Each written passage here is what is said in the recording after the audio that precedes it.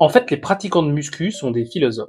Il y a cette idée qui semble évidente aux yeux de beaucoup de pratiquants de musculation, qui est qu'en regardant quelqu'un bouger, vous pouvez deviner s'il va se faire mal.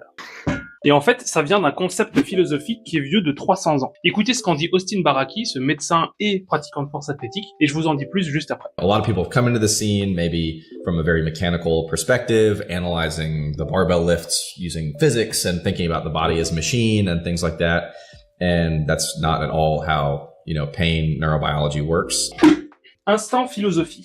Voir le corps humain comme une machine, c'est un héritage qui nous vient du XVIIIe siècle. Descartes, il décrivait les animaux comme des machines complexes chez lesquelles un stimulus extérieur, ça pouvait produire une réponse prévisible. Cause, conséquence.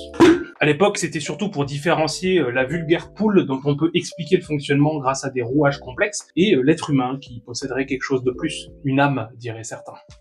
Et l'idée, elle a été adaptée à l'être humain par un autre philosophe qui s'appelle Julien Auffray de Lamétrie dans un ouvrage qu'il a publié en 1748 qui s'appelle L'homme-machine. En réalité, ce qui intéressait ces philosophes, c'était pas de savoir si on risquait de se blesser en ayant les genoux qui rentrent sur un squat, bien que ce soit une question existentielle. Ce qui les intéressait, c'était de savoir si on pouvait vraiment différencier l'homme de l'animal. Et si derrière son corps fort musclé, Jean-Kévin possède réellement une âme. Et je suis pas sûr que le pratiquant moyen de musculation se pose ce genre de questions lorsqu'il essaie de garder son dos bien droit sur un squat.